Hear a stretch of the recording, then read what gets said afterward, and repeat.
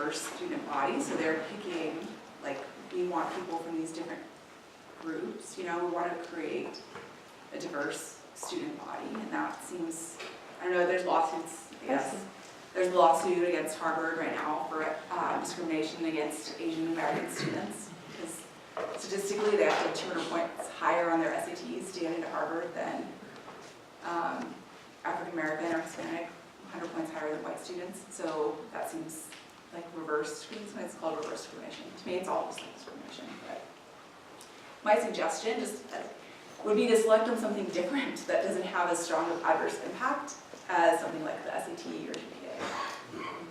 Yeah. So just along those lines, one of the suggestions that's been made is to use other proxies like socioeconomic status rather than race. Do you have an opinion on that? I guess, I mean, while I support concepts like affirmative action and increasing diversity completely, there is the counter argument that you are, implicit in that dialogue is like someone's ethnicity. Yeah. And the idea eventually is to get past these biases, but you're constantly reinforcing this idea that we're thinking about ethnicity. Yeah, so I would be a huge proponent of selecting on something like socioeconomic status to get diversity, because if you're trying to choose, like this is my opinion, I'll give you the reason why it's my opinion, but if you're trying to choose the smartest students who are most likely to succeed in this world, wouldn't you want to choose someone who has grit and determination and has overcome obstacles? And it doesn't have to be poverty as an obstacle, it could be your parents had cancer or, you know, any obstacle.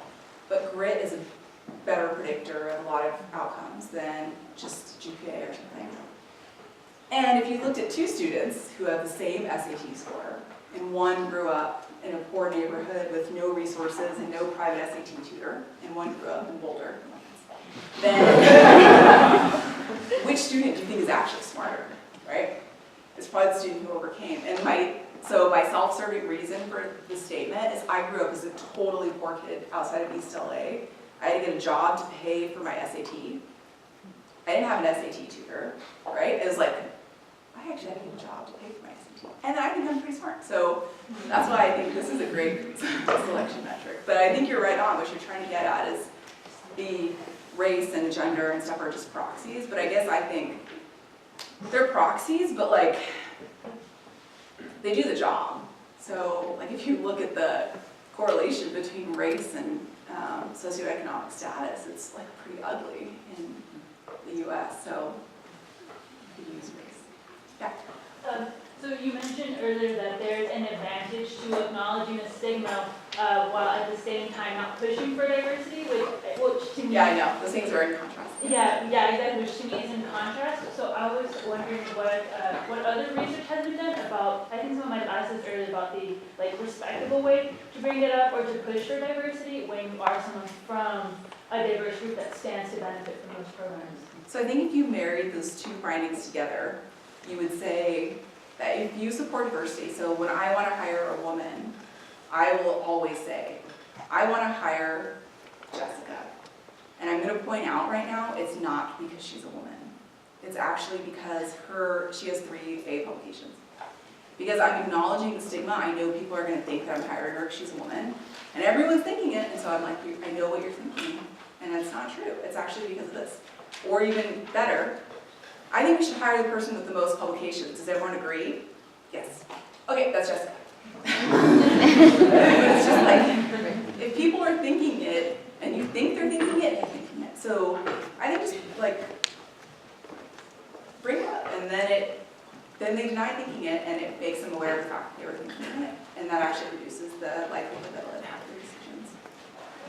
Yes? Okay, so I have a question about sort of how to avoid pursuing the sort of diversity actions in the wrong way. So I think an example I was given before was the NBA or something like that. So I feel like pursuing diversity in a bad way, right, would be just like, okay, we need more short people in the NBA, right? And that's a sort of similar thing, I think, I might be mistaken, happened pretty recently. It was like Harvey Mudd and their sort of admissions thingy, something like one time or something like that. We have 50% women at Harvey Mudd. Is that a bad thing to happen? No, I think there was something about trying to improve like the minority or like diversity in that sense. And then what what ended up happening, it's been a while, so I don't remember the details, but then the school sort of ended up breaking up into two sort of, how do you say, like groups, I guess. Then it's like, or it's like sort of self-selected into two, sort of, because of, like, yeah, and it feels like it's probably a result of like the, again, I don't remember the details, but I mean, it just seems like there's definitely like a wrong way to pursue like this sort of thing, and I mean, so I mean, one way is what you mentioned, like blinding. There seems to be like no drawback to that, but like in terms of other ways of like trying to bridge the gap without sort of like reverse discrimination or like selectively like getting more like from other backgrounds. Right, so the biggest, I went to Claremont McKenna College, which is sister school to Henry Mudd. Right. I haven't heard about this breakup, but I'll check it out when I'm there. Okay. Yeah, I think this was like last year, so for Harvard. Yeah. So the biggest things that companies are willing to do, and I don't know if this works in academia, is recruitment. So the number one way we hear about job opportunities is through networks, and I call all my friends because we have a job.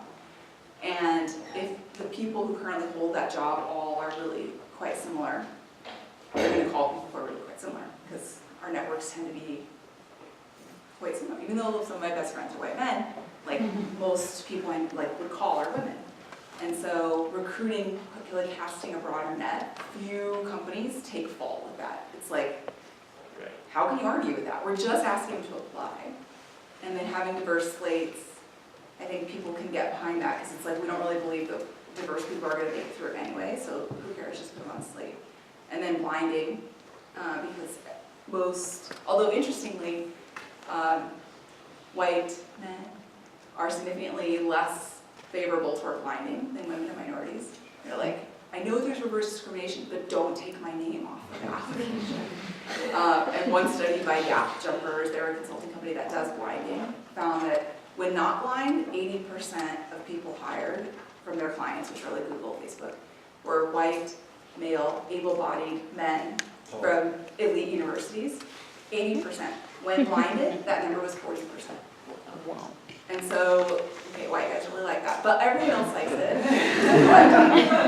then I think it's like, I mean, to me it's culture. It's like, well, I mean, recruitment ads too. Like you can change the language of the way you're recruiting. So if you say study physics, it's all about the numbers. Like maybe fewer women want to apply than if you say study physics, it takes a creative, brilliant mind. And like, there's actually online tools that you can put language through, like NCWIT, the National Council for Women in Information Technology, has this tool, and it can tell you, based on the language you use, if women are going to be drawn to that job or not. And so the way we describe job openings, if you say the best person for the job will be hired, more women will apply. I don't know if that answers your question. So you've encouraged us to measure and have quantitative targets. What's sufficient? What's considered, when will we have arrived? Is it a 50-50 or everybody equally distributed over all demographics? I don't know if it has to be 50-50 because I don't know if 50%, like maybe fewer people want to go in a certain field than another. I don't know. I don't think 50-50 is relevant, but I believe when all people can choose to do what they want to do and be able to do that, then we've arrived. How will the What's numbers the show number? that? So I think you use benchmarks. So you can look at other countries. So like Oman, 50%, over 50% of engineers are women. In the United States, it's fewer than 20%. So that benchmark tells us we are not doing as well as Oman, right? You can look at in physics, are there areas where we have better benchmarks? How many women are graduating with PhDs? Like I'll tell you in my field, 50% of PhDs are women and fewer than 20% are professors. So that's where you get the data. It's like you figure out what's a benchmark, what's a good school doing? Maybe, is there a physics department, I'm using this example, that has 50% women? Then that means that UCSD could have 50% You know, maybe that is a relevant benchmark, but it's like looking By at, contrary, if there isn't a physics department that has 50% women, we shouldn't be striving for that? then I don't know if you should, yeah, I don't know why it should be 50%. I mean, that's the percent of women in the country are 50%, but maybe 50% of women don't want to be, or 50% of people who want to be physicists are women. I don't want to say, we're going to make women be physicists or business people, or, you know, like, I don't know if it's 50%. I think that is like a little bit of a tough sell.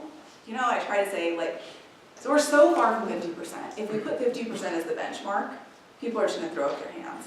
But let's actually use a meaningful benchmark. What does Stanford have? Or what does UCSD have? Or whatever it might be, and use that. Or let's look at what we do is look at the graduating population of PhDs. And why are we so different than the population of available talent? I'm wondering if we could, thank you for Yeah. that, but I'm wondering if we could just let everybody who needs to leave go ahead and take off. It can be hard to escape around other bodies. And then Stephanie will be here a little longer, and then tomorrow at 2 o'clock in the third floor conference room in Florida, there's a roundtable discussion. And if you can come, please bring more questions. In the meantime, we'll thank Stephanie and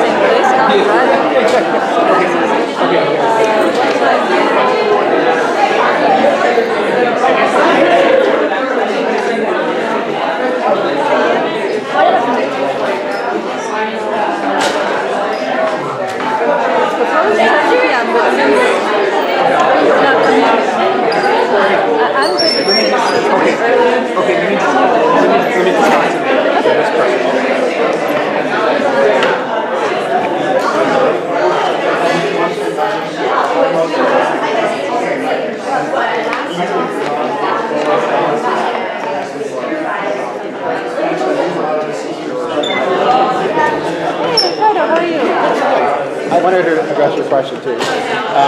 So I would have described